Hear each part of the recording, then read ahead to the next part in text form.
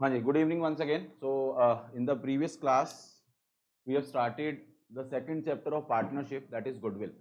हमने गुडविल के बारे में स्टार्ट किया था. हमने कुछ बेसिक बातें लास्ट क्लास में डिस्कस की थी. एक बार क्विक रिकैप कर देते हैं.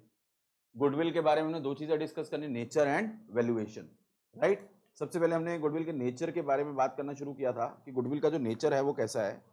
तो अगर आप देखें,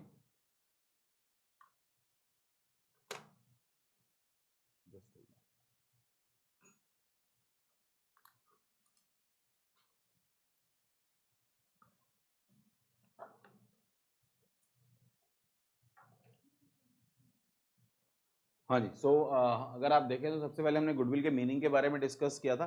मैंने बात की थी गुडविल, व्हाट इज गुडविल.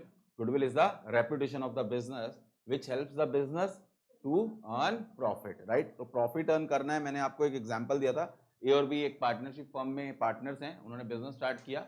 धीरे धीरे उनका बिजनेस स्टार्ट हुआ, चलता गया. तो एक जेस्टेशन पीरियड के बाद उनकी प्रॉफिटेबिलिटी आने लगी. इट मीन्स मार्केट में उनकी क्या बनने लगी, रेपुटेशन बनने लगी. That reputation is known as goodwill. अगर हम अकाउंटिंग के एंगल से बात करें तो गुडविल क्या है, goodwill is an intangible asset. मैंने आप लोगों को बताया था. देन उसके बाद हमने मूव किया था, अगर आपको ध्यान हो तो हमने मूव किया था गुडविल के बारे में further. There are two types of goodwill, self generated and purchase goodwill. दो तरीके की गुडविल है, self generated goodwill and purchase goodwill. What is self generated goodwill? Earned, yes. यानी इसका मतलब जो बिजनेस खुद अपने एफर्ट से, अपने खुद के एफर्ट से जब गुडविल को जनरेट करता है, that goodwill is known as self generated goodwill. पहला पॉइंट, क्या सेल्फ जनरेटेड गुडविल जो है बुक्स ऑफ अकाउंट में शो होती है? Answer is no. Self generated goodwill is not shown in the books of account. रुकेंगे गौतम, व्हाई?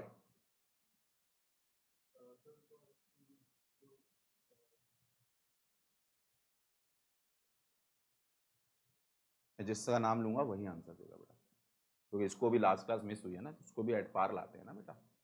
इसको भी तुमने ली क्लास तो तुम्हें पता चल गया, उसको भी तो पता चले.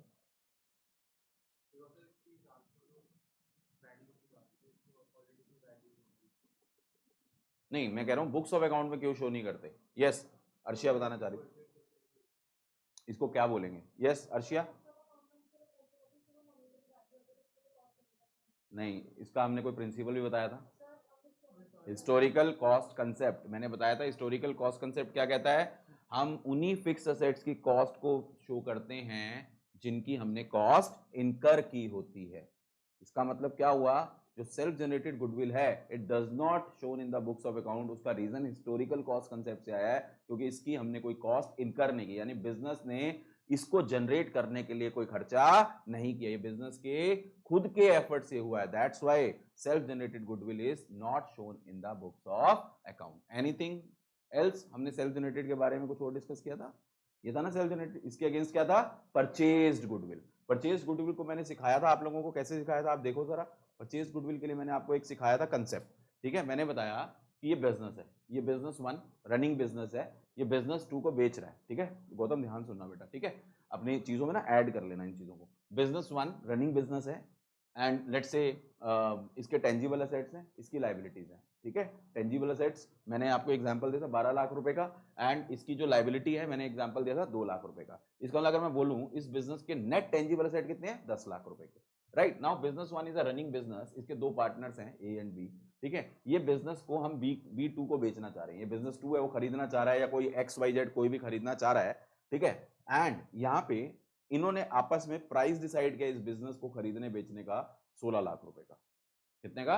16 लाख रुपीस का. एंड इस 16 लाख को हम क्या बोलते हैं? Purchase consideration. That is known as purchase. इसका मतलब B2 बिजनेस जो है, B1 बिजनेस को रनिंग खरीदने के लिए कितने पैसे खर्च कर रहा है गौतम? 16 लाख रुपीस. बदले में क्या मिलेगा उसे? नहीं, बदले में क्या मिल रहा है? बदले में बिजनेस मिल रहा है. लेकिन अब बिजनेस में उसे मिल क्या रहा है? बिजनेस में उसे 12 लाख रुपए के टेंजिबल एसेट मिल रहे हैं और 2 लाख रुपए की क्या मिल रही है? लाइबिलिटी. इसका मतलब नेट टेंजिबल एसेट कितने के मिल रहे हैं? 10 लाख.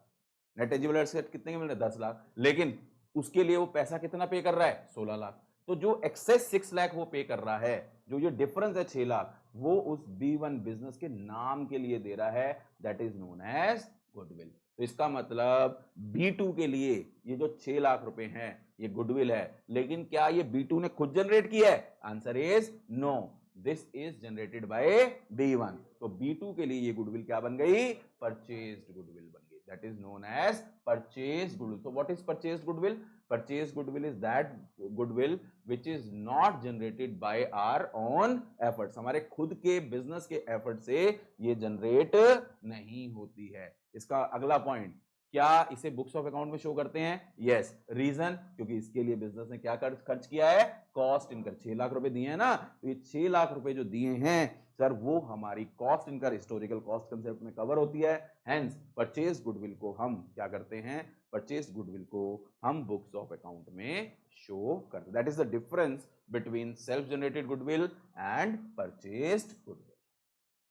क्लियर है? ये पॉइंट समझाया था मैंने आप लोगों को। देन उसके बाद हमने नेक्स्ट टॉपिक अर्शिया क्या पढ़ा था बेटा? हाँ, ये पहले हमने फिक्स एसेट्स को 2 पार्ट में डिवाइड किया था, आई थिंक, है ना? यही था ना, टेंजिबल, इनटेंजिबल। मैंने समझाया था टेंजिबल के लिए जब हम डेप्रिसिएशन लगाते हैं, है ना, टेंजिबल के लिए क्या लगाते हैं? डेप्रिसिएशन लगाते हैं। इनटेंजिबल के लिए जैसे गुडविल है, उसको राइट ऑफ किया जाता है, तो उसके लिए टर्म क्या यूज होती है? एमोर्टाइजेशन। टर्म यूज होती है एमोर्टाइजेशन। एमोर्टाइजेशन। तो आपको ये वाइवा में मैंने बताया था ना, लास्ट ईयर मेरी स्टूडेंट से पूछा था, जिनकी क्लासेस मैंने आपको दी, तो वाइवा में पूछा गया था कि डेप्रिसिएशन के पैरेलल इनटेंजिबल एसेट्स के लिए राइट ऑफ करने के लिए कौन सा वर्ड है? Answer is amortisation. ठीक है। एंड एक चीज मैंने यहाँ पे और बताई थी आप लोगों को, fix assets, tangible, intangible, goodwill, हाँ यहाँ नहीं थी वो। ठीक है, तो ये पॉइंट मैंने आपको डिस्टिंग्विश कराया था। टेंजिबल के लिए क्या वर्ड यूज होता है, इनटेंजिबल के लिए क्या वर्ड यूज होता है। और इनटेंजिबल की अगर हम बात करें बेटा, ये आईपीआर होते हैं, इनके लिए intellectual property rights term use होती है। पेटेंट्स, ट्रेडमार्क्स, कॉपीराइट्स, ऐसी ये गुडविल भी है इंटेंजिबल असेट। हाँ, एक मैंने बताया था, ये फिक्टिशियस असेट नहीं, goodwill is not a fictitious asset. कई बार आपको ऑब्जेक्टिव क्वेश्चन आ जाएगा, goodwill is a fictitious asset, true और false? Answer is false. Why it is not a fictitious asset? Why it is not a fictitious asset? तो आपको fictitious set पता होना चाहिए। फिक्टिशियस का मतलब होता है आर्टिफिशियल, जो कि असेट नहीं होता, लेकिन यानी जो असेट की डेफिनेशन में सेटिस्फाई नहीं करेगा। मैंने बेस्ट एग्जांपल बताया था फिक्टिशियस सेट्स का, प्रीपेड एक्सपेंस। प्रीपेड एक्सपेंस की बात करें तो है तो वो एक्सपेंस, लेकिन जो वो एडवांस में हमने पे कर दिया होता है, इसीलिए हम उसको असेट साइड पे शो करते हैं, बट उसका असेट का नेचर नहीं है। असेट का नेचर कैसे पता चलता है? जिसका बेनिफिट हमें लंबे समय के लिए मिलता है। तो गुडविल है, आज हमने गुडविल अगर हमारी बनती है तो उसका बेनिफिट हमें काफी लंबे समय के लिए मिलता है। तो फिक्स असेट को हमने 2 पार्ट में डिस्कस किया था, टेंजिबल, इंटेंजिबल। मैंने ये वर्ड समझाने के लिए अमोर्टाइजेशन, मेरे स्टूडेंट्स को ये टर्म यूज पता होनी चाहिए। क्यों? जब हम कैश फ्लो स्टेटमेंट वगैरह पढ़ेंगे वहां आएगा, बताइए। ठीक है, नेक्स्ट उसके बाद अगर हम बात करें cases where valuation of goodwill is required, यानी कहां पे गुडविल की वैल्यूएशन की जरूरत पड़ती है। लेकिन उससे पहले मैंने एक बहुत मेजर क्वेश्चन पूछा था जिसमें मैक्सिमम सब बच्चों ने गलत आंसर दिया था शायद। तो मैंने ये पूछा था कि हम यहाँ पे, ये तो नेचर तो हो गया, दूसरा वैल्यूएशन, दूसरा क्या है? Valuation of goodwill. तो जब हम जो मेथड्स यूज करेंगे प्लीज, तो वो किसके लिए यूज कर रहे हैं? सेल्फ जनरेटेड गुडविल की वैल्यूएशन करने के लिए या परचेज गुडविल की करने के लिए? Answer is self generated. Why self generated? क्योंकि उसकी कॉस्ट हमें पता नहीं है। सर फिर हमें उसकी कॉस्ट जाननी क्यों है? इनकी वजह से, जो हम केसेस डिस्कस करें। ठीक है, चैप्टर वाइज जो हमारे आगे के चैप्टर हैं। सबसे पहला, अगर हम पार्टनरशिप की बात करें तो एग्जिस्टिंग पार्टनर्स में प्रॉफिट शेयरिंग रेशियो में क्या आएगा? चेंज आएगा। जब वहां चेंज आएगा तो ऑब्वियसली गुडविल की भी वैल्यूएशन करनी पड़ेगी। क्यों? क्योंकि उसकी वजह से गुडविल में भी एडजस्टमेंट्स होंगी। ठीक है, तो ये सब चीजों के लिए हमें क्या करना पड़ेगा? हमें गुडविल की वैल्यूएशन। तो फर्स्ट पॉइंट था change in the profit sharing ratio of existing partners, ये अगला चैप्टर है हमारा। फिर उसके बाद एडमिशन ऑफ अ पार्टनर। अब एडमिशन ऑफ अ पार्टनर बहुत इंपॉर्टेंट था, मैंने लास्ट क्लास में बताया था।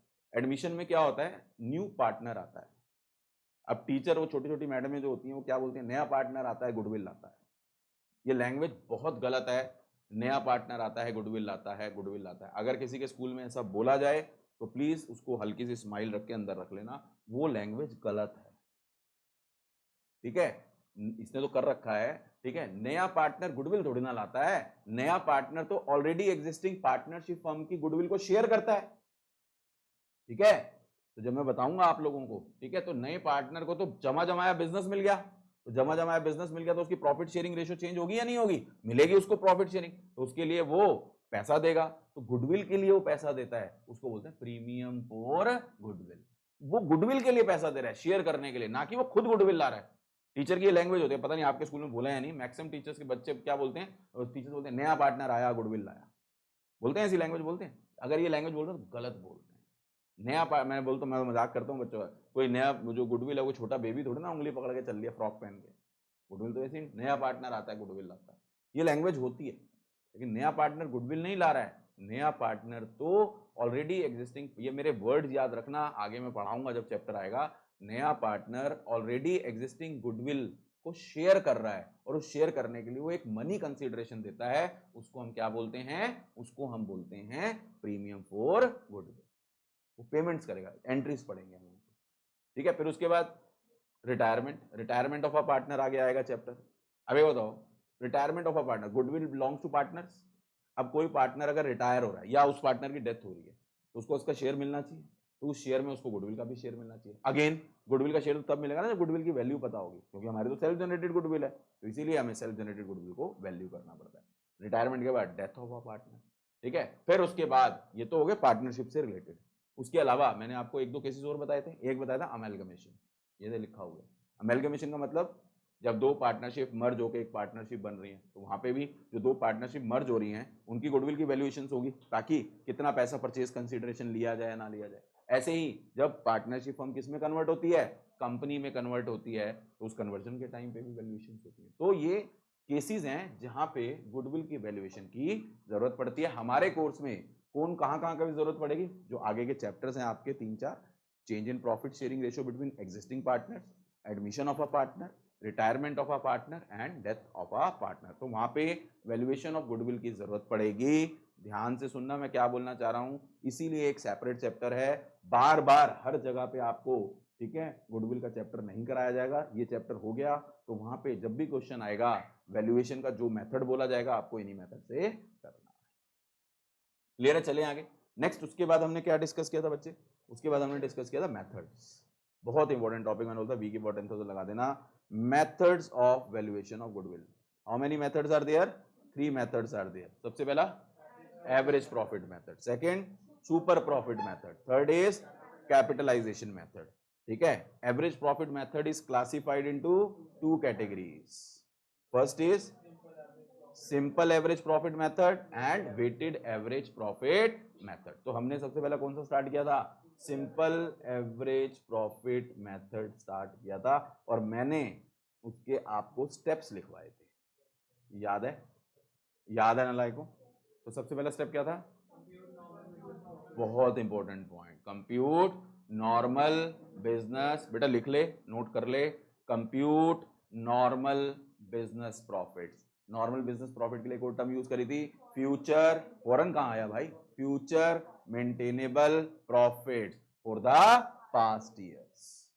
ये सबसे पहला स्टेप था, compute normal business profits of the past year, business for the past years. अब ये नॉर्मल बिजनेस प्रॉफिट्स क्या होते हैं मैंने डिस्कस नहीं किया था लास्ट क्लास में, आज डिस्कस करेंगे, ठीक है। फिर सेकंड पॉइंट क्या था?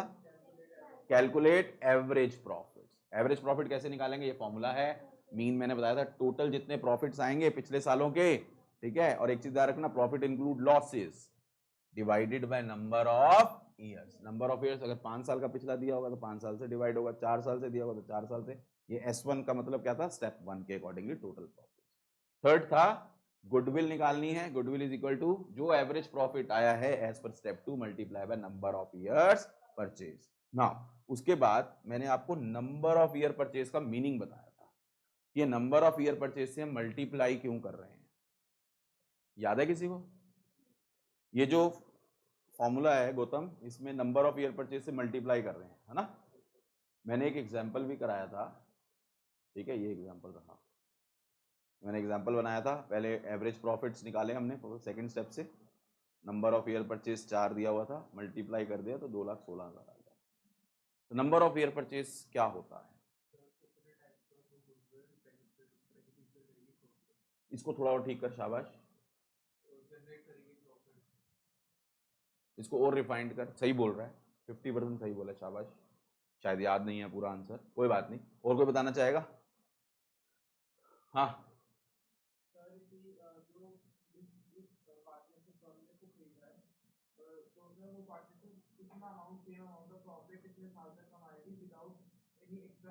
यस एवरीवन, यही हमने बात की थी। लेट्स से हम अपने बिजनेस को बेचना चाहते हैं, ठीक है, सामने वाली पार्टी हमारे बिजनेस को खरीदना चाह रही है, तो नंबर ऑफ ईयर्स परचेज का मतलब क्या है? एक टाइम पीरियड डिफाइन कर दिया, जैसे 4 यहाँ पे था, इसका 4 ईयर्स तक हमें क्या नहीं करना पड़ेगा, जो बिजनेस खरीद रहा है उसको कोई अपने एफर्ट नहीं लगाने पड़ेंगे, स्टिल आपको इतना एवरेज प्रॉफिट होता रहेगा। इसका इंप्लाइड मीनिंग है 4 साल के बाद फिर आपको एफर्ट लगाने पड़ेंगे। मैंने एक क्वेश्चन पूछा था, तन्विका आंसर देगी उसका, लास्ट क्लास में रॉन्ग दिया था, मुझे याद रहता है, याद है ना? हाँ, मैंने एक क्वेश्चन पूछा था कि ये जो नंबर ऑफ ईयर परचेज हैं बायर के एंगल से ज्यादा अच्छा है या कम अच्छा है? दोनों में, सेलर हो या बायर हो, ज्यादा अच्छा है। Number of year purchase is more, it is better. Seller के एंगल से तो है ही है बेटर, क्योंकि उसकी गुडविल ज्यादा बनेगी, लेकिन जनरली आपने गलत दिया था ना, बायर के एंगल से क्या बोला था? कम, ठीक है, लेकिन बायर के एंगल से भी ज्यादा। क्यों ज्यादा अच्छा है? कई बार आउट ऑफ बॉक्स सोचना पड़ता है। क्यों ज्यादा अच्छा है? रीजन बताया था मैंने। यस, उनको एफर्ट्स नहीं लगाने पड़ेंगे। जैसे अगर यहाँ पे 4 की जगह 5 हो जाता, तो इसका मतलब 5 से, इसका मतलब गुडविल का अमाउंट तो ज्यादा देना, लेकिन उनको 5 साल तक फिर अपने बिजनेस में ज्यादा एफर्ट लगाने की जरूरत नहीं। That is the reason. हर एक चीज बोलेगी बेटा, मेथड अपने आप में इंटरप्रिटेशन है, ये नहीं कि फॉर्मूले रट दिए और पास हो गए, वो तो हो ही जाओगे क्वेश्चन तो, लेकिन क्वेश्चंस में भी बहुत सारी चीजें। तो ये हमारे 3 स्टेप है, आई होप तो सबको तीनों स्टेप याद होंगे। पहला स्टेप, फ्यूचर मेंटेनेबल प्रॉफिट या नॉर्मल बिजनेस प्रॉफिट्स हमें निकालने हैं ऑफ द पास्ट ईयर्स।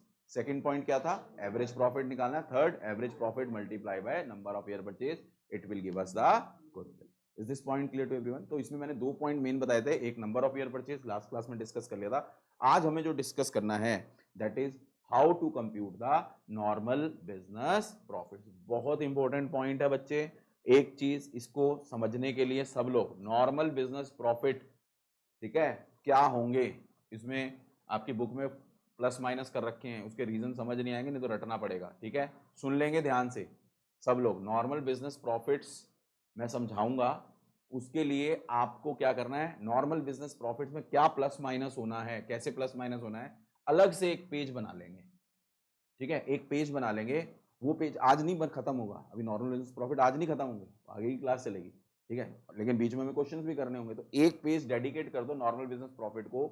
जब हमारा ये मैं बोलूंगा ये नॉर्मल बिजनेस प्रॉफिट कंक्लूड हो गया, तब जाके वो पेज कंप्लीट होगा, ठीक है? तो इसीलिए, और उसको रिवाइज करना है। तो नॉर्मल बिजनेस प्रॉफिट जो हैं उसको हमें समझना है। मैंने आपको लास्ट क्लास में क्वेश्चन कराया था, अगर आपको याद हो, ये क्वेश्चन नजर ही आ रहा है आप लोगों को, इसमें मैंने आपको बताया था आपको प्रॉफिट्स दिए हुए हैं पास्ट ईयर्स के।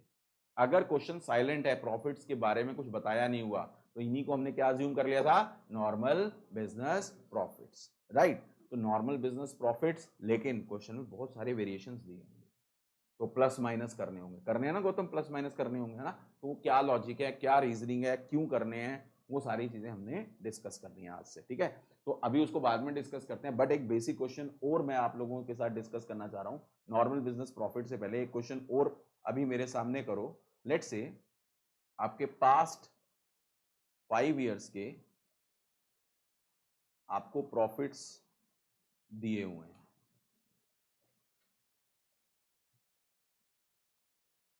सब रुपीज में है,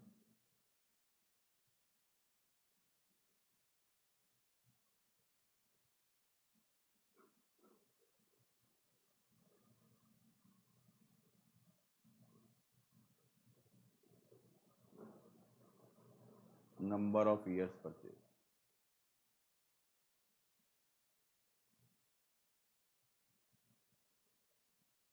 compute goodwill as per average profit method. Goodwill निकालो एवरेज प्रॉफिट मेथड।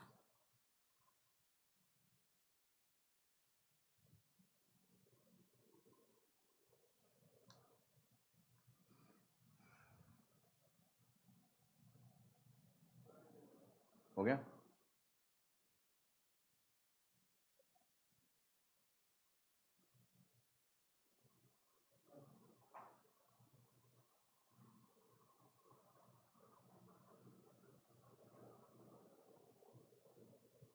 कर लिया?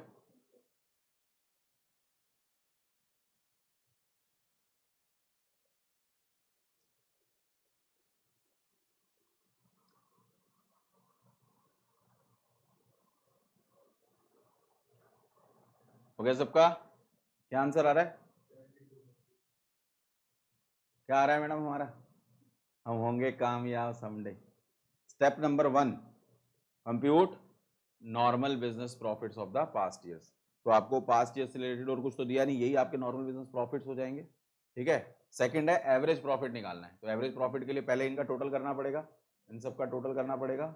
इन सब का टोटल करोगे 40,000 प्लस 20,000 60,000 प्लस 60,000 एक 20 प्लस 80 2 लाख माइनस 20 है, ये लॉस है ये।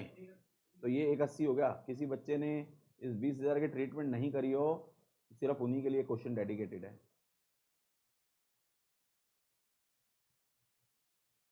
अर्शिया, हमने इस नेगेटिव 20,000 का कुछ किया था?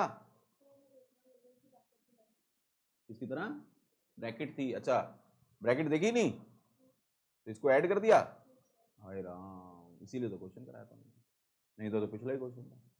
ठीक है, यही गलती होगी, इसीलिए ठीक कर। ठीक है, यहाँ पे होगी कोई बात नहीं, एग्जाम में नहीं होनी चाहिए। ठीक है, ठीक है, ये सबने किया था। 180 आ रहा था, डिवाइडेड बाय 5 से डिवाइड करना है। ठीक है, कितना आ गया एवरेज प्रॉफिट, कितना आ गया? स्टेप नंबर 2 क्या आ गया? 36,000। एंड थर्ड स्टेप गुडविल निकालनी है।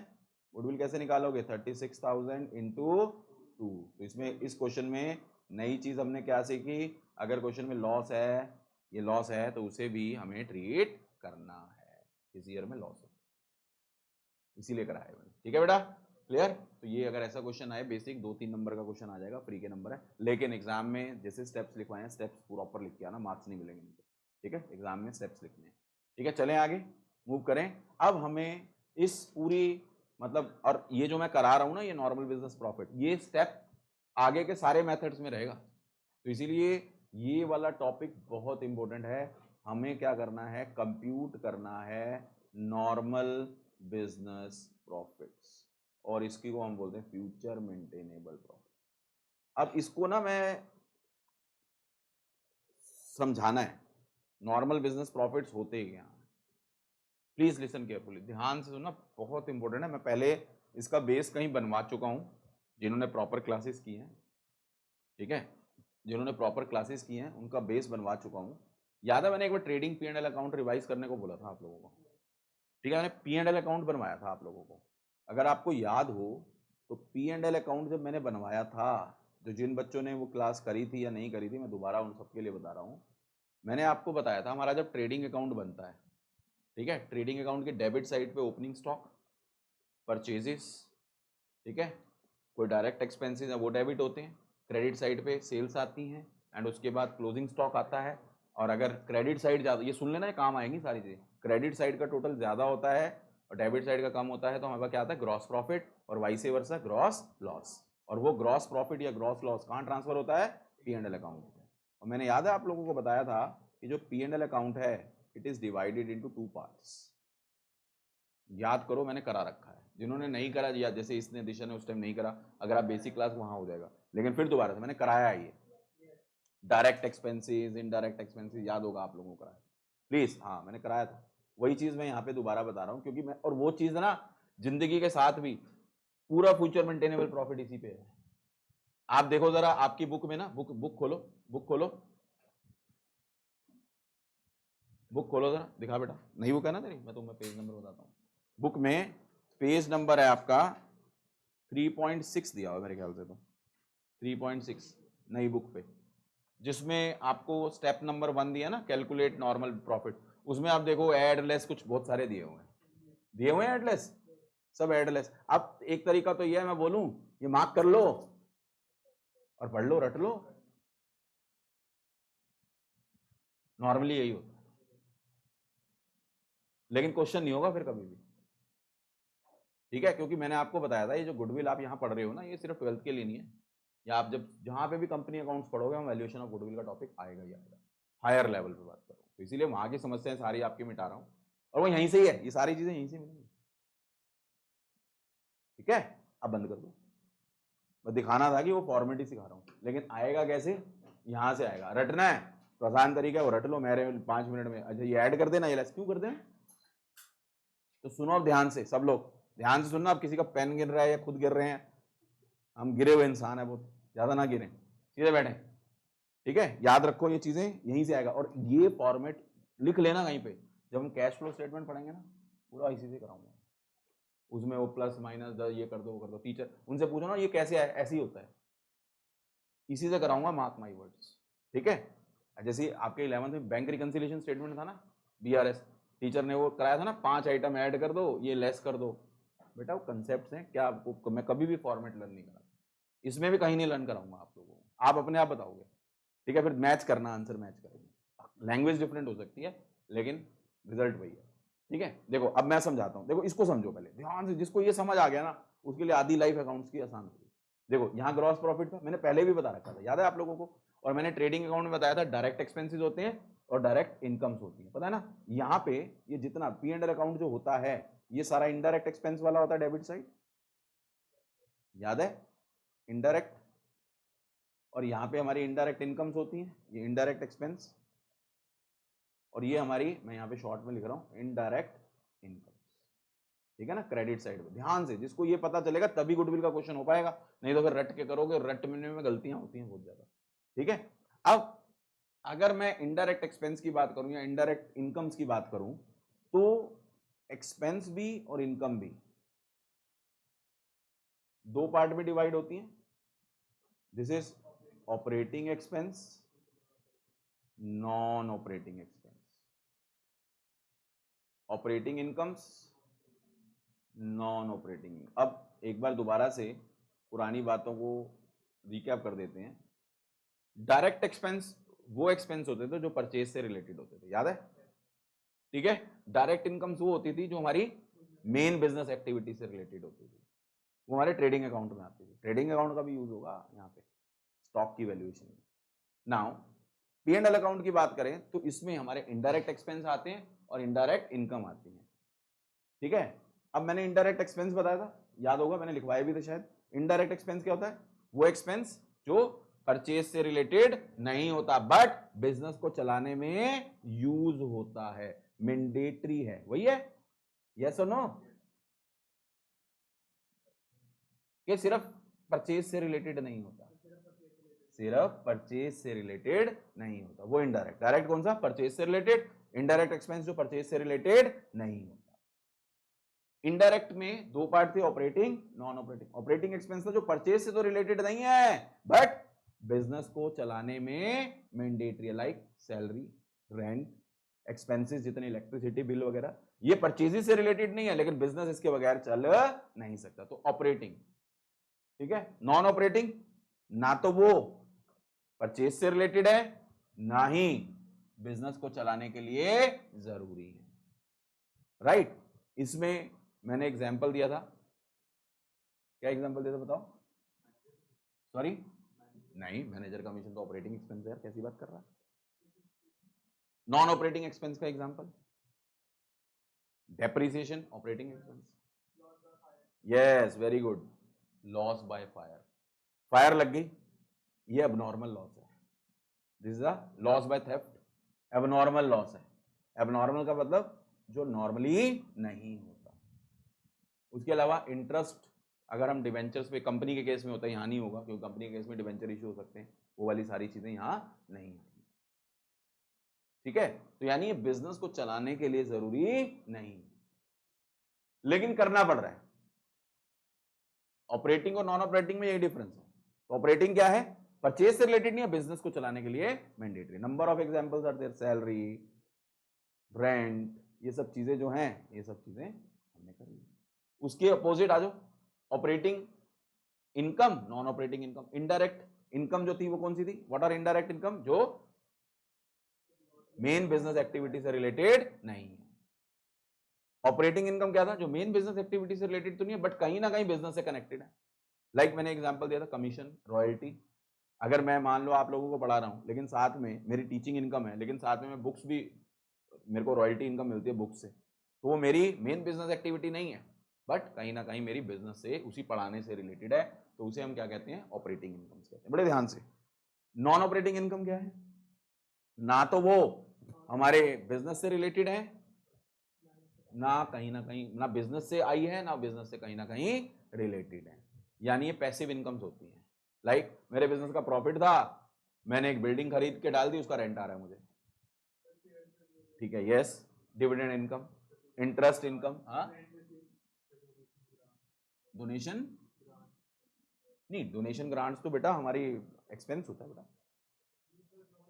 हाँ, रिसीव्ड हो रहे एक अलग बात है, लेकिन अगर वर्ड सिर्फ डोनेशन लिखा है, ग्रांट्स लिखे हैं, वो यहाँ पे आएंगे।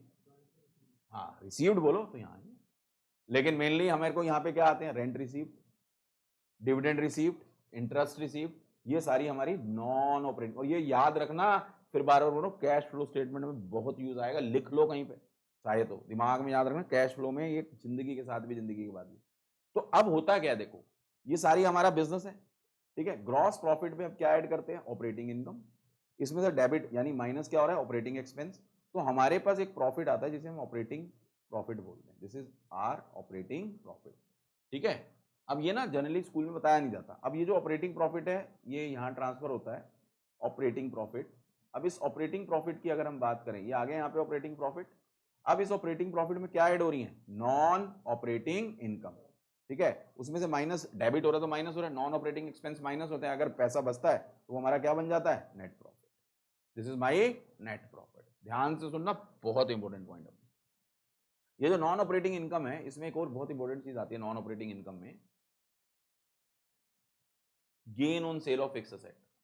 अगर हम gain on sale of fix asset की बात करें तो वो भी हमारी क्या है? Non operating income. Abnormal gain है वो हमारी बिजनेस से रिलेटेड गेन नहीं है, वो तो हमारा मशीनरी खराब, मतलब मशीनरी की टाइम हो गया, लेकिन हमारे को वो प्रॉफिट आ गया, ठीक है। लॉस भी आ सकता है, अगर लॉस आता तो कहां था? Non operating expenses. क्लियर है? पॉइंट समझ आता है? तो इसका मतलब this is my net profit, ये मेरा नेट प्रॉफिट है बिजनेस का, ठीक है। अब ये जो मेरा नेट प्रॉफिट है बिजनेस का, ये मेरा ओवरऑल प्रॉफिट है, ये मेरा ओवरऑल प्रॉफिट है। ओवरऑल प्रॉफिट का मतलब मेरी बिजनेस एक्टिविटी की वजह से और मेरी नॉन बिजनेस एक्टिविटी की वजह से। तो लेकिन अगर मुझे बिजनेस एक्टिविटी की वजह से सिर्फ प्रॉफिट जानना है तो वो मेरा कौन सा प्रॉफिट होगा? Operating profit. इसी ऑपरेटिंग प्रॉफिट को ही मैं अपना बिजनेस प्रॉफिट बोलता हूं। यही मेरा क्या होता है? बिजनेस प्रॉफिट होता है। This is my business profit, ये मेरा बिजनेस का प्रॉफिट है। ध्यान से सुनना, यानी बिजनेस को करने से मेरा जो प्रॉफिट हो रहा है वो मेरा कौन सा है? Operating profit. नेट प्रॉफिट बच्चों को ये पता नहीं है, फिर मैं बोल रहा हूं नेट प्रॉफिट कौन सा प्रॉफिट है? बिजनेस को करने से या उसके अलावा भी कोई और चीज बिजनेस के अंदर हमने एडजस्ट करी, वो मेरा प्रॉफिट जो कहलाया जाता है वो कौन सा होता है? Net profit. Business activity as well as non business activity, उनको मिला के जो मेरा प्रॉफिट बचता है वो मेरा नेट प्रॉफिट। लेकिन सिर्फ अगर मेरे को बिजनेस की परफॉर्मेंस चेक करनी है तो नेट प्रॉफिट से नहीं होगी, वो किससे होगी? ऑपरेटिंग प्रॉफिट से। क्यों? ट्रेडिंग अकाउंट पूरा हमारा किसकी बात करता है? डायरेक्ट एक्सपेंसेस की, जो बिजनेस से रिलेटेड है, और ऑपरेटिंग एक्सपेंस और ऑपरेटिंग इनकम की, इनको एडजस्ट करने के बाद जो मेरा प्रॉफिट आता है that is my operating profit. Is this point clear to everyone? ये समझ आता है? क्लियर है? समझ आया ना? अब हम बात कर रहे हैं गुडविल की। अब हम बात कर रहे हैं गुडविल की। गुडविल में पहला स्टेप क्या है बेटा? Compute normal business profits. तो इसका मतलब सबसे पहले हमें यही नहीं पता होगा कि नॉर्मल बिजनेस प्रॉफिट क्या है, तो हम क्वेश्चन सॉल्व ही नहीं कर पाएंगे। क्वेश्चन को छोड़ो, पहले कंसेप्ट पे आते हैं। तो मेरा क्वेश्चन, कैलकुलेशन तो बहुत आसान है, मैं करवा दूंगा प्लस माइनस, लेकिन why we are computing normal business profit? हमें नॉर्मल बिजनेस प्रॉफिट वर्ड क्यों बोला गया, या फ्यूचर मेंटेनेबल प्रॉफिट क्यों बोला गया? ठीक है, उसका रीजन देखो बेटा, एक सिंपल सी बात है। लेट्स से ये मेरा बिजनेस है, मैं अपना रनिंग बिजनेस गौतम को बेचना चाह रहा हूं, मैं अपना रनिंग बिजनेस गौतम को बेचना चाह रहा हूं, गौतम मेरा रनिंग बिजनेस खरीदना चाह रहा है। समझना ध्यान से, मेरा नेट प्रॉफिट हो सकता है मेरा ऑपरेटिंग प्रॉफिट 100 रुपए हो और मेरा नेट प्रॉफिट 150 रुपए दिखा रहा हूं, यस और नो? या उल्टा भी हो सकता है, मेरा नेट प्रॉफिट 80 दिखा रहा हूं। बट मेरे काम करने के तरीके में, बिजनेस करने के तरीके में और गौतम के बिजनेस करने के तरीके में डिफरेंस हो सकता है, होगा ही, तो उंगलियां सेम थोड़ी ना होती है, इसकी थिंकिंग अलग, मेरी थिंकिंग अलग। अब ये कहता है, और अगर मैं, समझना ध्यान से, अगर मैं अपने स्टेप नंबर 1 में ये लिखता compute net profit for the past year, compute net profit for the past year. हमने क्या लिखा है? Normal business profit. There is a difference between net profit. Difference समझ आ रहा है? नेट प्रॉफिट और नॉर्मल बिजनेस प्रॉफिट में, ऑपरेटिंग प्रॉफिट में। यही ऑपरेटिंग प्रॉफिट हमारा नॉर्मल बिजनेस प्रॉफिट है। अब मैं लॉजिक बता रहा हूं। लॉजिक क्या है, क्यों वो स्टेप में लिखा हुआ है, उसका रीजन समझो। गौतम कहता है सर एक बात बताओ, आपने नेट प्रॉफिट कमाया 150 या 80 जो भी कमाया, आपका ऑपरेटिंग प्रॉफिट 100 है, राइट? आपके बिजनेस करने का तरीका अलग, मेरे बिजनेस करने का तरीका अलग। मगर बिल्कुल ठीक है सर, हो सकता है जो आपने शेयर्स में इन्वेस्ट किया हो, मैं शेयर्स में इन्वेस्ट ही ना करूं। हो सकता है मैं फ्यूचर में शेयर्स में इन्वेस्ट ही ना करूं। हो सकता है मैं रेंट पे प्रॉपर्टी ना दूं, या मैंने प्रॉपर्टी रेंट पे नहीं दी, कहते मैं रेंट पे दे दूं। तो जो ये मेरा एरिया है, ये एरिया जो मेरा, ये वाला एरिया जो है, ये गौतम का डिसीजन मेकिंग और मेरी डिसीजन मेकिंग क्या हो सकती है? डिफरेंट हो सकती है। लेकिन यहां तक जो खर्चे होने हैं उनको तो आप रोक ही नहीं सकते। बिजनेस को करने के खर्चे तो सेम ही होंगे, लेकिन हाँ ये वाले जो इनकम्स हैं, या ये वाले जो मैंने डोनेशन दी, मैंने किसी को डोनेशन दे दी, मैंने किसी को ग्रांट्स दे दी, मेरा मन था दे दी। चैरिटी करने का, मेरी एज ज्यादा है, मुझे लगा मेरे को चैरिटी करना ज्यादा चाहिए। गौतम यंग है, गौतम कहता सर अभी कहां चैरिटी की हमारी एज है, हम क्यों खर्चा करें फालतू का। अगर मान लेते हैं वो ये खर्चा नहीं करे, उसका जो नेट प्रॉफिट है बड़ा हुआ आ सकता है। यस और नो? यस और नो? तो अगर मैं नेट प्रॉफिट को गुडविल कैलकुलेट करने का बेसिस ले लूंगा, तो वहां पे इशू क्या आएगा? इशू ये आएगा क्योंकि इसका काम करने का तरीका अलग हो सकता है, मेरा काम करने का तरीका अलग हो सकता है, और उसमें कहीं ना कहीं अगर नेट प्रॉफिट में बेसिस ले लूंगा, तो उस केस में हमारा जो वैल्यूएशन का बेसिस है वो क्या हो जाएगा? रॉन्ग हो जाएगा। बिकॉज वो हमारा प्रॉपर गुडविल, जो वो गुडविल निकल के आएगी, वो तो बिजनेस की है, वो इन कामों को करने की वजह से थोड़ी ना है, वो तो ऊपर वाले कामों को करने की वजह से है। तो इसीलिए उन्होंने स्टेप नंबर फर्स्ट में बोला कि भाई एक काम करो, अगर आपको जेन्युइनली अकाउंटिंग करनी है, गुडविल करनी है कैलकुलेट, तो आपको नेट प्रॉफिट कैलकुलेट नहीं करना। ऐसा भी तो हो सकता है, आप देखो गौतम, अगर मान लेते हैं मेरे ऑपरेटिंग प्रॉफिट 10 रुपए है, समझो बात को, लेकिन ये 150 है, हो सकता है ना ऐसा? तो इसका मतलब क्या है? मेरी नॉन ऑपरेटिंग इनकम जो है वो ज्यादा है, जो कि हो सकता है मैं गैम्बलिंग ज्यादा कर रहा हूं, बिजनेस का पैसा शेयर्स में ज्यादा लगा रहा हूं, लेकिन गौतम ट्रेडिशनल कहता है नहीं मैं तो एफडी में लगाऊंगा। तो जो नेट प्रॉफिट है, ये किसी बिजनेस की जो ट्रू वर्किंग है उसको शो नहीं करता। उसको कौन सा प्रॉफिट शो करता है? Business profit. क्यों? बिजनेस को करने का थॉट प्रोसेस अपना। अब मैंने लेट से कोई इंश्योरेंस पॉलिसी ले रखी थी, पेमेंट्स हुई, यहां पे आई, लॉस ऑन फायर वगैरह जो भी था, लेकिन ये कहता है सर हमारा तो टेक्निक ही अलग है, हमारे तो फायर लग ही नहीं सकती, हम पॉलिसी नहीं लेते। समझ रहे हो मैं क्या समझाना चाह रहा हूं? तो जो हमारे नॉन ऑपरेटिंग एक्सपेंसेस हैं, नॉन ऑपरेटिंग इनकम्स हैं, इसको हमारी वेरिएबिलिटी हो सकती है, बट जो बिजनेस को करने का जो ऊपर वाले खर्चे हैं वो तो होने ही होने हैं। तो इसीलिए हमारा जो ट्रू बिजनेस को करने की जो हमारी प्रॉफिटेबिलिटी है वो किससे पता चलेगी? ऑपरेटिंग प्रॉफिट से। तो इसीलिए हमें स्टेप नंबर 1 में क्या बोला गया? कंप्यूट नॉर्मल बिजनेस प्रॉफिट्स या फ्यूचर मेंटेनेबल का मतलब हमारे को ये तो मेंटेन करनी करेंगे। हाँ, इसमें कोई ऐसी चीज हो सकती है, मैंने जैसे बोला मैं खर्चा नहीं कर रहा था, ये करना चाहता है, तो वो चीजें भी क्या होंगी? एडजस्ट। तो इसका मतलब मुझे कहां पहुंचना है? यहां पहुंचना है। मुझे कहां पहुंचना है? यहां पहुंचना है। यहां का मतलब हमें ऑपरेटिंग प्रॉफिट पे पहुंचना है। और हमें क्वेश्चन में क्या दिया होगा? नेट प्रॉफिट दिया होगा। क्या लिखा जाएगा? Profit as per P&L account. तो profit as per P&L account का क्या मतलब है? पहले तो इतनी कहानी समझ आती है, रीजन समझ आया, स्टेप नंबर 1 क्यों कैलकुलेट कर रहे हैं, कैसे करेंगे अभी बताऊंगा, क्यों कर रहे हैं, रीजन समझ आया। क्योंकि हमारा जो ये नॉन ऑपरेटिंग पोर्शन है, ये जरूरी नहीं है कि हर पर्सन का सेम होगा। हाँ, ऑपरेटिंग पोर्शन तो ऊपर, भाई सैलरी है, रनिंग बिजनेस ले रहा है, ठीक है, अब सैलरी है, एक मान के चलते जनरल रूल, कि हम सैलरी तो जो बंदा काम कर रहा है उसको हटाएंगे तो नहीं, अगर रनिंग करना है बिजनेस वही सेम चलता रहेगा, नहीं सर सारी चीज। तो बेसिकली हमारा ऑपरेटिंग सेटअप कभी भी हम चेंज नहीं करते, हम किस में चेंज करने की कोशिश करते हैं, नॉन ऑपरेटिंग। तो इसीलिए हमारा गुडविल जो है वो बिजनेस की है, non economic non business activity से रिलेटेड थोड़ा ना गुडविल है। Is this point clear? तो स्टेप नंबर फर्स्ट हमने रीजन समझा why we are calculating the normal business profit और future maintainable profit. Now how to calculate this, मैंने बोला इसके लिए अलग से प्लस माइनस, अब अपने आप देखो लॉजिकली बेसिक मैथमेटिक्स, जमा घटा। एक बात बताओ, ये जो ऑपरेटिंग प्रॉफिट था बच्चे, ये निकालना है हमें, ठीक है? यहां पे ये ऑपरेटिंग प्रॉफिट ट्रांसफर हुआ था, इसमें हमारी ये आइटम्स ऐड हुई थी, नॉन ऑपरेटिंग इनकम्स ऐड हुई थी, यस और नो?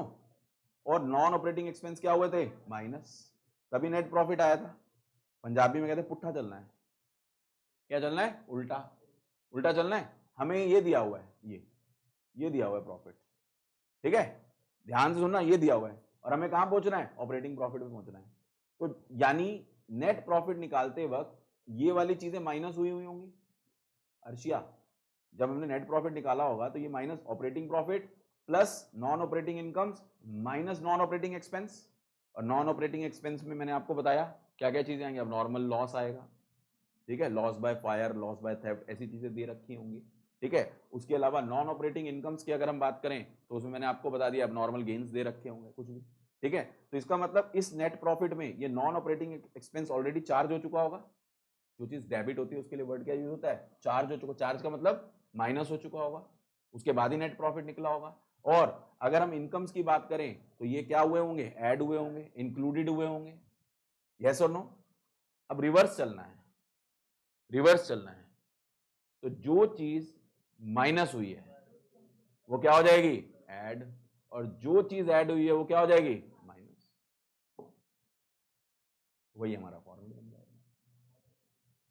इसका मतलब अब स्टेप बनाते हैं, इसका मतलब हमें क्वेश्चन में अब स्टेप आ जाते हैं, हमें कंप्यूट करना होगा, जो मैंने हेडिंग लिखवाई थी नॉर्मल बिजनेस प्रॉफिट्स, उसमें हमें क्वेश्चन में क्या दिया होगा, profit.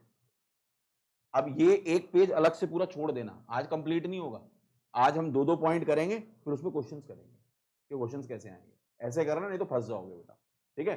Profit as per P and L account, जब हमें क्वेश्चन में ये दिया हो profit as per P and L account, what does it means, पहले तो पता भी ना, हाँ इसका मतलब नेट प्रॉफिट, ठीक है? ये आपको क्वेश्चन में गिवन होगा profit as per P and L account.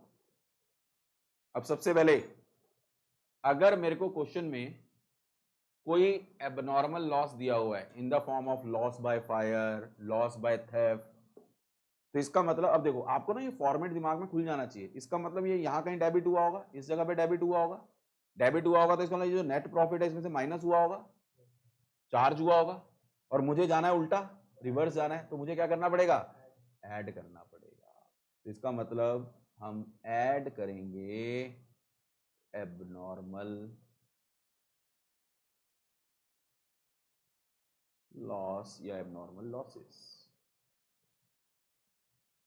ये हमारा ऐड हो जाएगा। रीजन समझ आया ऐड बैक का, समझ आया? ऐसे अब रटवाना हो तो बहुत इजी था, रट लो। अब उल्टा चल लो, अगर कोई एबनॉर्मल गेन है अपने आप बता दोगे, अब आप एबनॉर्मल गेन ऑलरेडी एडिड है, ठीक है, इसमें ऐड है, बढ़ा हुआ है, हमें उल्टा जाना है, क्या करना पड़ेगा, माइनस, बस सिंपल, लेस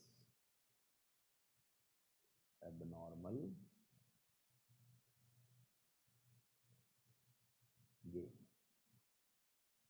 बीच में मैं ये ब्रैकेट में ES लिखने का मतलब एक सिंगल भी हो सकता है, एक से ज्यादा लॉसेस भी लिखे हो सकते हैं, इसलिए ब्रैकेट में लिख दिया, प्लूरल सिंगुलर दोनों गेन्स। अब बताओ, इसमें हमने कोई रटा नहीं है बेटा, हमने समझा, लॉजिक समझ आया, रीजन समझ आया। अब देखो, अब जरा अपनी बुक ओपन करो, अब खोलो वही 3.7 निकालो, दिखाओ एक बार, दिखा बेटा, तू शेयर कर ले एक बार, मेरे पास है वैसे, छोड़ मैं निकाल देता हूँ।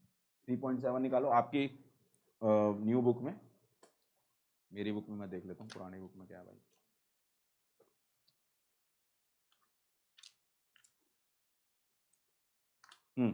मिल गया, पुरानी बुक में 3.6 है, profit and loss of past year before adjustment given, आ गया, दिया ना, वहां लिखा है, हेडिंग लिखी है। अब देखो इसमें सबसे पहला पॉइंट देखो, ऐड क्या कर रखा है, एबनॉर्मल लॉसेस। समझ आ गया ऐड क्या रीजन, समझ आया। और नीचे मैंने साथ साथ लिखवा दिया, उसी से रिलेटेड एबनॉर्मल गेन था ना, तो मैंने नीचे देखो लेस था, लेस वाले में आ रहा है एबनॉर्मल गेन, ये दोनों पॉइंट करा दिए। जो जो कराता जा रहा हूं वो टिक करते जाओ। लेकिन हम अपने फॉर्मेट, स्कूल में आप जैसे मर्जी प्रेजेंट कर लेना, समझने के एंगल से ऐसे करना, और ये पेज पूरा छोड़ देना, पूरा छोड़ देना। मतलब अब मैं कोई क्वेश्चन कराऊंगा तो नेक्स्ट पेज पे करना, ये पेज आपका एक नोट्स बन जाएगा लास्ट टाइम के लिए, एक पूरा एक पेज बन जाएगा। ये नहीं अगले पे, अभी मैंने आज यहाँ मैंने सिर्फ इसी पे क्वेश्चन कराना मान लो, ठीक है, तो मैं क्वेश्चन अगले पेज पे कराऊंगा, अगले पेज पे करें। लेकिन जब मैं कहूंगा नेक्स्ट क्लास में कुछ और ऐड लेस करना है, तो आप यहीं पे करोगे, ताकि ये कंप्लीट बन जाएगा। आई होप गॉट इट, ठीक है। लेकिन रीजन समझ आया, रटना नहीं है, ये रटा नहीं है तुमने, समझा रीजन समझा। कोई भी बोले ना तो P&L अकाउंट से सिंपल, क्लियर है। पीछे ओ नलायक जिंदा है ना, है हाँ, इसकी रिवीजन हो रही है एक्चुअली, इसने ना सारी कर ली है, मैंने इसको रिकॉर्डिंग क्लासेस दे दी थी, तो इसके लिए बहुत इजी लग रहा होगा इसको, है ना।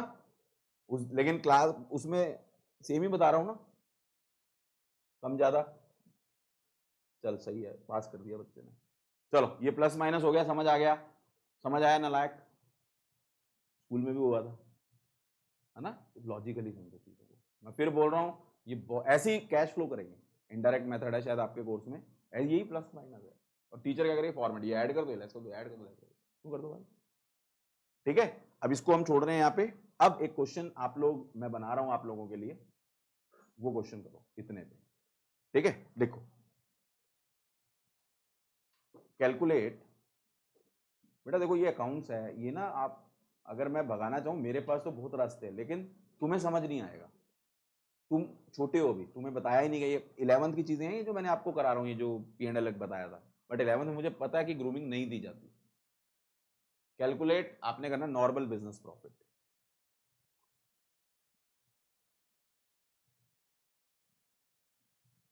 ठीक है, करोगे कैलकुलेट, तू क्वेश्चन दूं, चलो लिखो जरा, ईयर नंबर लिखो, ईयर 1 2 3 4 5, ईयर लिख लिया, प्रॉफिट लिखो 60,000 40,000 30,000 80,000 एंड 90,000। अभी तक तो हम लोग नंबर ऑफ ईयर परचेज,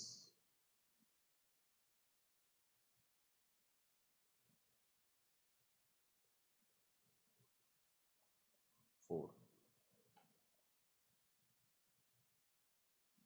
मैंने नंबर ऑफ ईयर परचेज भी दे दिया।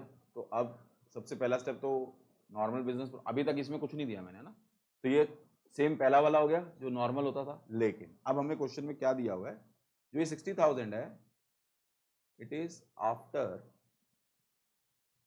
और अपने आप करना, किसी से डिस्कस मत करना और आंसर मत चेक करना, अपनी कैपेबिलिटी चेक करो, एग्जाम में कोई नहीं आने वाला। After charging abnormal loss of ₹10,000, language खुद पिक करनी है, 30,000 के सामने लिखेंगे आफ्टर, अब इसमें कोई भी लैंग्वेज लिखी जा सकती है, एडिंग या इंक्लूडिंग, कुछ भी लिखा जा सकता है,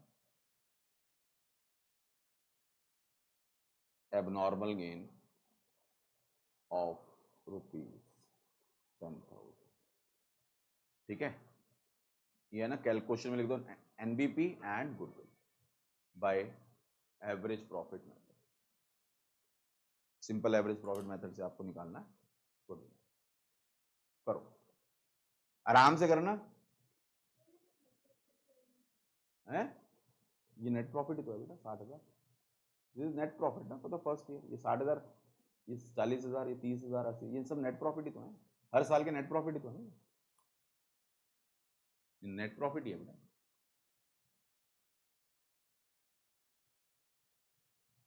इसीलिए स्लो स्लो करा रहा हूँ अर्शिया, कि मैं भगा नहीं सकता, सेम स्टेप्स रहेंगे बेटा, प्लस प्लस उसकी आपको एडजस्टमेंट्स करनी है जैसे मैंने आपको सिखाया।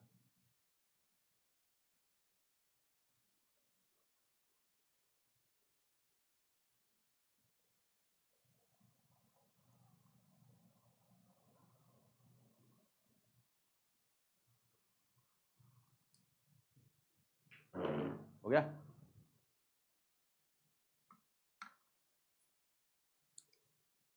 यशस्वी तेरा हो गया?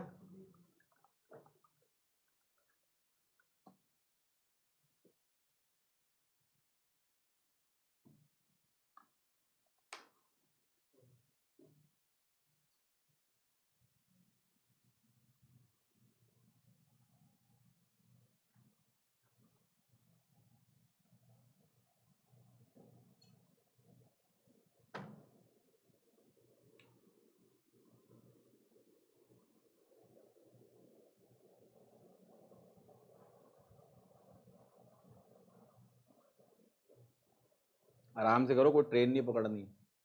अभी इनिशियल स्टेज है, पता चले गलत हो जाए कैलकुलेशन।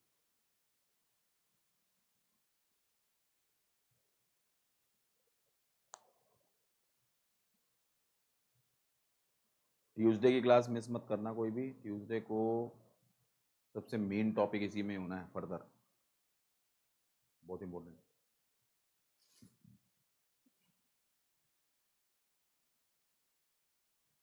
अर्शिया हो रहा है?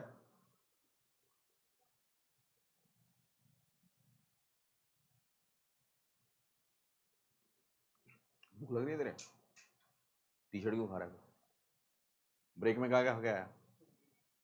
ये क्या मिलता है? नीचे किस लिए गए थे फिर?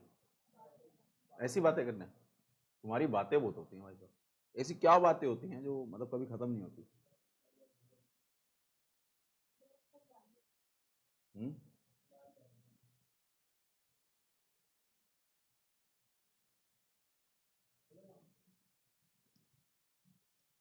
हो गया सबका? अभी हम कर रहे हैं, हम होंगे कामयाब समडे। कोई बात नहीं, मैं कराऊंगा, टेंशन नॉट।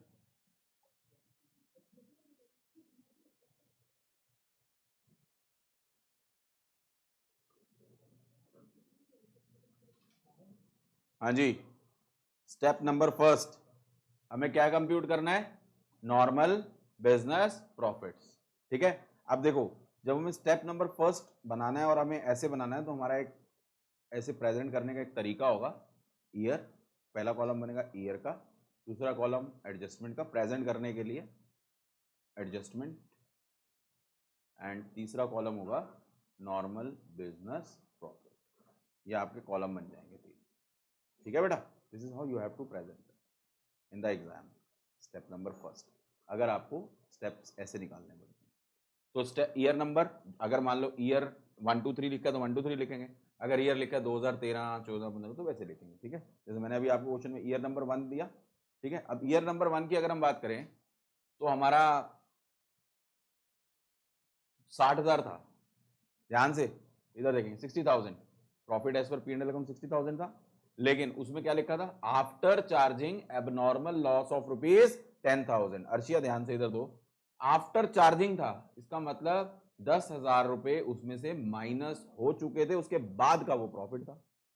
यस और no? After charging ₹10,000 as abnormal loss, इसका मतलब क्या हुआ? हमें क्या एडजस्ट करना पड़ेगा उसमें? उल्टा चलना है। 60,000 हमें गिवन था प्रॉफिट एज पर P&L अकाउंट। ठीक है, ऐड क्या करना पड़ेगा? 10,000। 10,000 क्या हो जाएगा?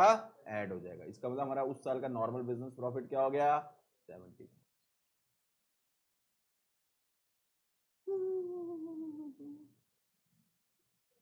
कुछ अजीब सी शक्ल बनाई हमने। 70 समझ आया? तो ऐसी क्यों कर रही थी? उसको मैं करा दूंगा, जिसका एक का तो ठीक होगा तुम में से। ये 70 सबका समझ आया? ऐड क्यों करा?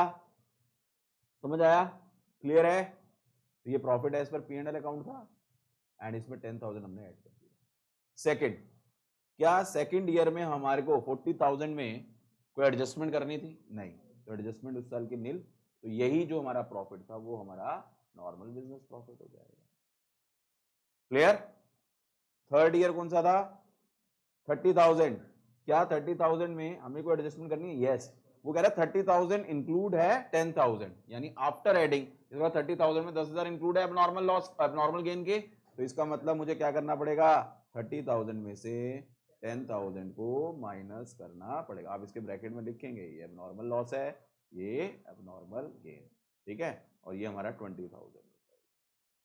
फोर्थ फोर्थ में 80,000 था, कोई एडजस्टमेंट नहीं है, 80,000।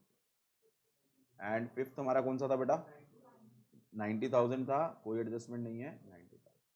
टोटल करो तो ये हमारा नॉर्मल बिजनेस प्रॉफिट आ जाएगा। कितना आ रहा है? 3 लाख। तो ये हमारा स्टेप नंबर 1 हो गई। इस स्टेप के सबसे ज्यादा मार्क्स होंगे बेटा, आपको ध्यान रख लेना। स्टेप मार्किंग होती है ना बेटा, ये स्टेप के सबसे, अभी तो ये तो सिर्फ 2 ही एडलेस हुए हैं, अभी तो फुल फ्लेजेड अब क्वेश्चन बनेगा, तो सोचो ये कितना बड़ा बन जाएगा स्टेप। इसीलिए मैं slow and study wins the race वाली बात कर रहा हूँ आप लोगों के साथ, भगाना नहीं चाहता, क्योंकि यहाँ भ्रांति के बच्चे हैं, किसी की पिकिंग जल्दी हो सकती है, किसी की धीरे हो सकती है, डिपेंड करता है, किसी का भी हो सकता है। जैसे लास्ट क्लास में तन्विका ने रॉन्ग आंसर दे दिया था, ठीक है, आज अर्शिया के थोड़ा सा तोता उड़ा है। 30,000 3 लाख समझ आ गया बेटा? फर्स्ट स्टेप क्लियर सबको? फर्स्ट स्टेप अब तक कोई डाउट? ठीक है। स्टेप नंबर 2 और 3 तो आई होप तो सब कर लेंगे। स्टेप नंबर 2 एवरेज प्रॉफिट निकालना है बेटा। तो आपका 3 लाख रुपए डिवाइडेड बाय 5 कितना आया बेटा? 60,000 एवरेज प्रॉफिट। एंड थर्ड आपका नंबर ऑफ ईयर परचेज से मल्टीप्लाई कर दो, गुडविल आ जाएगा 2 लाख। चलो, कितने स्टूडेंट्स का रॉन्ग हुआ? रॉन्ग किसका हुआ था? कहाँ गलती होगी बेटा? कौन सा वाला बेटा? एक मिनट एडजस्टमेंट 20,000 तो कोई था ही नहीं। हाँ ये क्यों मैनेज कर दिया बेटा? ध्यान रखो, कोई बात नहीं, ये देखो ये होता है आते हुए गलत हो जाना, तो ये एग्जाम में नहीं होना चाहिए। हाँ जी, किसी को कोई doubt you can ask. Clear है? समझ आती हैं चीजें? ये तो एबनॉर्मल लॉस और एबनॉर्मल गेन की एडजस्टमेंट होगी। वापस आते हैं उस पर दोबारा से, ठीक है, उसी उसी हमारे फॉर्मेट पे आ जाते हैं, उसको फॉर्मेट को वापस इधर चलते हैं। अब यहाँ पे कहीं ना कहीं एबनॉर्मल लॉस था, यहाँ एबनॉर्मल गेन था, ठीक है। उसके अलावा और भी बहुत सारे नॉन ऑपरेटिंग एक्सपेंसेस हुए होंगे, यस और नो? जैसे डोनेशन था, चैरिटी था, वो कोई एबनॉर्मल लॉस थोड़ी ना, वो नॉन ऑपरेटिंग एक्सपेंस। तो नॉन ऑपरेटिंग एक्सपेंस को एक और नाम दिया था नॉन रेकरिंग एक्सपेंस। टर्म क्या यूज होती है? Non recurring expense. ऐसे ही नॉन ऑपरेटिंग इनकम को क्या बोला जाता है? Non recurring income. तो अपने आप बताना, अगर कोई नॉन रेकरिंग एक्सपेंस दिया, लाइक डोनेशन, लाइक चैरिटी, ये दिया है, तो ये हमने नेट प्रॉफिट निकालते वक्त माइनस किया है, तो इसको हम क्या करेंगे? वापिस करेंगे add, just like abnormal loss.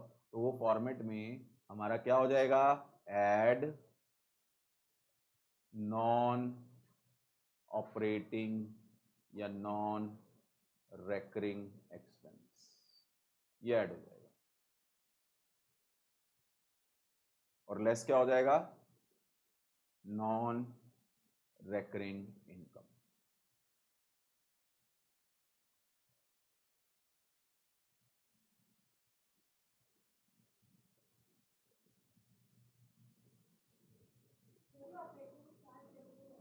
हाँ, स्लैश रेकरिंग है ना, पूरा पढ़े तो नॉन रेकरिंग है, तो मैंने ऑपरेटिंग वर्ड भी साथ लिख दिया। आप ना लिखना चाहो तो ना लिखो, क्योंकि आपकी बुक में रेकरिंग ही लिखा हुआ है वर्ड, नॉन रेकरिंग। अब आप बुक ओपन करके देखोगे तो आपका एड में नॉन रेकरिंग एक्सपेंस आया हुआ होगा और लेस में नॉन रेकरिंग इनकम आया होगा। रीजन दोनों का सेम है, जो हमने ऐड किया और लेस किया, जो हमारा एबनॉर्मल लॉस का था। क्लियर है? चारों आइटम्स हो गई एवरीवन? क्लियर? एक बार जरा बुक ओपन करेंगे,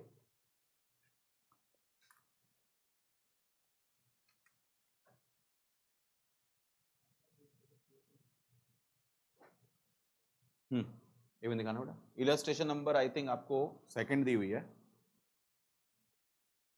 सेकंड है, थर्ड है, एक मिनट रुकेंगे। थर्ड आपकी बुक में नहीं, थर्ड इलस्ट्रेशन निकालो, हरी एंड किशन वाली। थर्ड इलस्ट्रेशन न्यू बुक में, थर्ड इलस्ट्रेशन ओल्ड बुक में second illustration, Hari and Krishna वाली, जिसमें आपको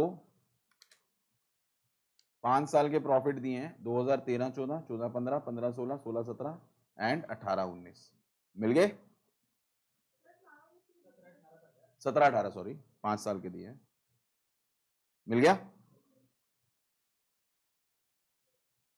क्लियर? ये आपने होमवर्क में करना है। हाँ, ये सेम क्वेश्चन है जो मैंने अभी क्वेश्चन कराया ना, एग्जाम्पल के तौर पे कराया था, जो हरी एंड कौन सा वाला है? कृष्ण वाला।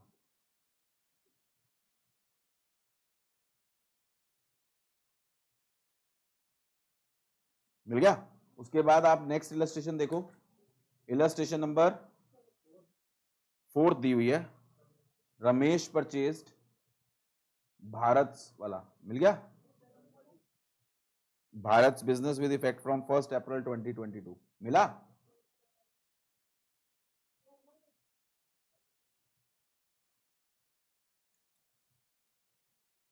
ठीक है। ओल्ड बुक में इलस्ट्रेशन नंबर 3 है, Aman purchase Bharat business. Old book में अमन परचेज भारत बिजनेस होगा, बाकी सब कुछ सेम है। ठीक है, ये अभी क्वेश्चन है, आपके में रमेश होगा, 2020 की है। हाँ, ये लो, ये अभी करो मेरे सामने क्वेश्चन, ये अभी करना है please. This is the last question for today. अगर ये हो जाएगा तो हमारा ये फॉर्मेट कंप्लीट हो जाएगा। कंप्लीट इन द सेंस आज की क्लास के जो 4 प्लस माइनस है वो हमारे पूरे कवर हो जाएंगे क्वेश्चन में। फॉर्मेट तो अभी बड़ा है। हो गया, दोबारा कर ले यार, कर ले, 2 बार कर चुका है। चल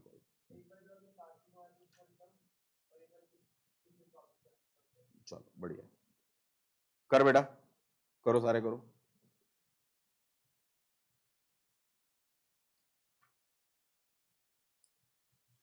हरी एंड कृष्ण वाला होमवर्क घर पे कर लेना, ये वाला यहीं करो मेरे सामने।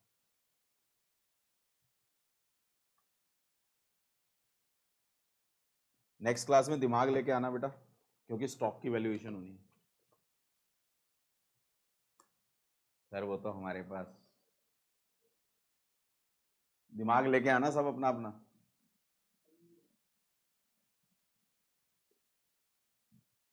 अर्शिया जल्दी, शाबाश, सही होना चाहिए इस बार।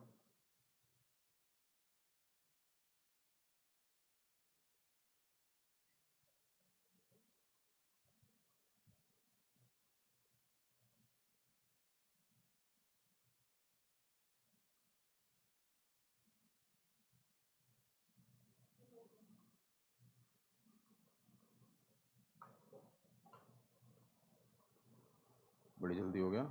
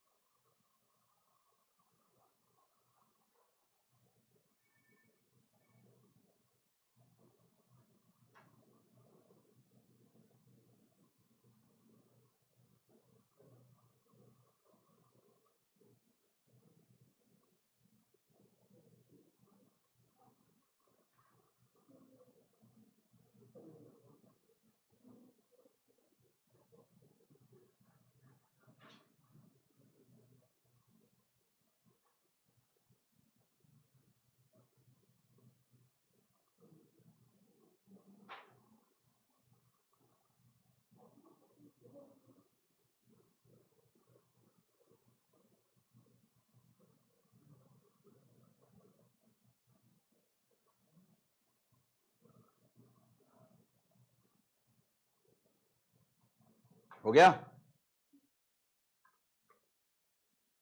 हो रहा है। सबके प्रोसेसर स्लो हैं, डिफरेंट है ना, किसी का विंडो 10 है, किसी का विंडो 11, सबके प्रोसेसर। होने दो, सबका होने दो। अगर आप मुझे इजाजत देंगे, अलाउ करेंगे, तो मैं आगे भी करा सकता हूँ। मुझे मुझे मुझे एकदम झटका सा लगा, मैं एकदम शॉक हुआ। अभी अभी पहले ये तो करो, अभी मैंने छुट्टी करी नहीं है वैसे। अरे राम, भगवान बचाए इन बच्चों से। हाँ जी, हो गया सबका? यस और नो? हाँ कर रही है, ना कर रही है, तो ये यूं कर है। तेरी ऐसे जुल्फें ऐसे ऐसे हुई थी, तो ऐसे करना। हाँ, आंसर बता जल्दी, शाबाश। क्या आया आंसर? हम होंगे कामयाब समडे।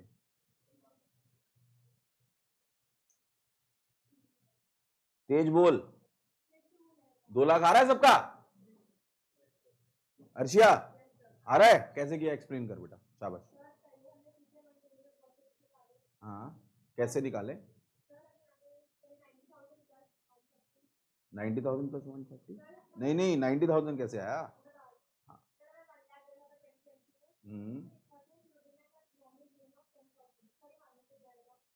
ये माइनस क्यों होगा?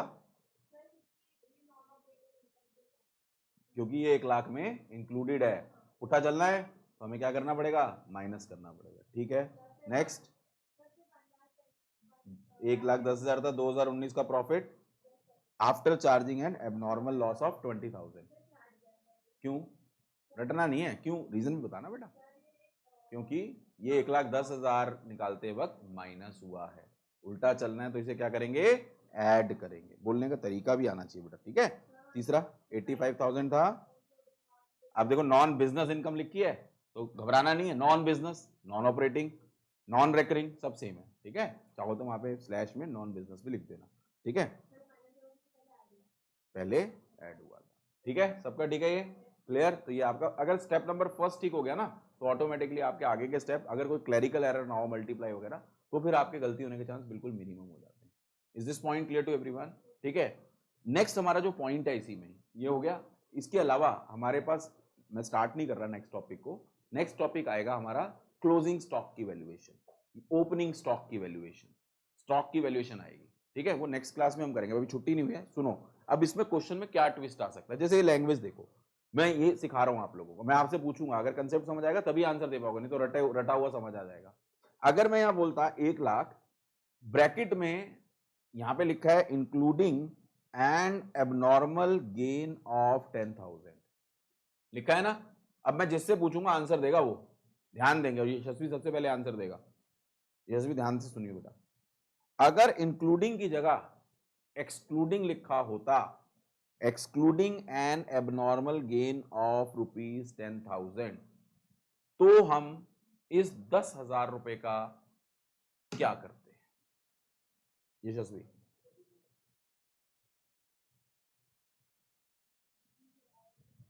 मे बी ऐड, श्योर नहीं है। ऐड।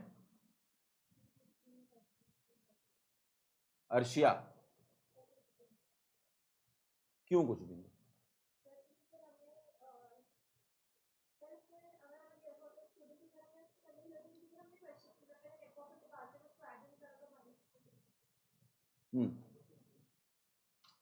गौतम,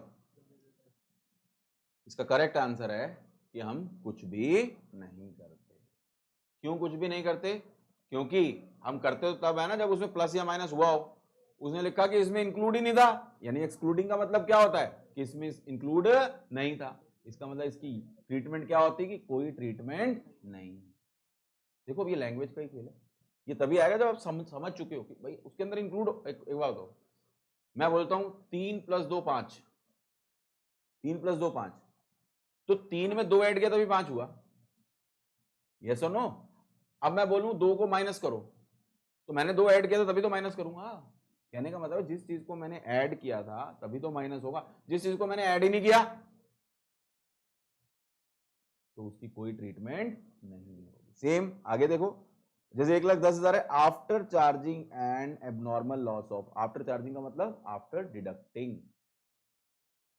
ठीक है, लेकिन अगर वो आफ्टर चार्जिंग ना लिखते,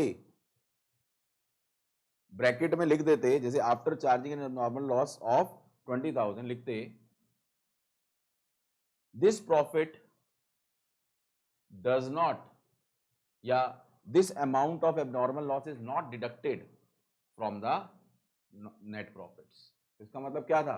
ये प्रॉफिट डिडक्ट नहीं हुआ। अब डिडक्ट नहीं हुआ तो इसका मतलब इसकी कोई ट्रीटमेंट नहीं हुई। तो उल्टा चलते हुए क्या ट्रीटमेंट करनी पड़ेगी? नहीं। तो आपको ऐसे क्वेश्चंस में लैंग्वेज चेंज की जा सकती है। 12th में तो नहीं की जाएगी मुझे लगता है, क्योंकि वो खुद ही नहीं सोचेंगे, वो छपा छपाया पेपर ऐसे ही देते हैं। ठीक है, लेकिन आगे के लिए तैयार कर रहा हूं कि आपको लैंग्वेज कैश फ्लो स्टेटमेंट में बहुत यूज होगी।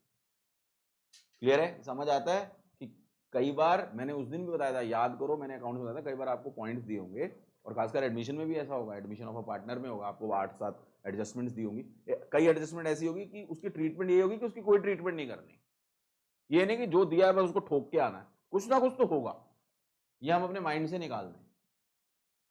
क्लियर है सबको एवरीवन?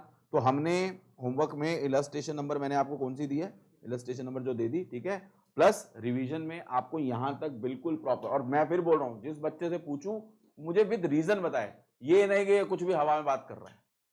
मैं इतनी मेहनत कर रहा हूं तो मैं आपसे भी उम्मीद करता हूं, मैं चाहूं तो मेरे पास ये तरीका है, मैं अच्छा एक बताओ, मैं सीधा ही लिख सकता था ये फॉर्मेट, स्कूलों में तो यही होता है, ठीक है, तो ये नहीं करना बेटा, नहीं तो आप घूम जाओगे, समझ ही नहीं आएगा, अभी आगे की एडजस्टमेंट आप देखना। क्लियर है, समझ आया प्लस माइनस क्यों किया है, ठीक है, तो नेक्स्ट क्लास में इसको कंटिन्यू करेंगे। Thank you very much.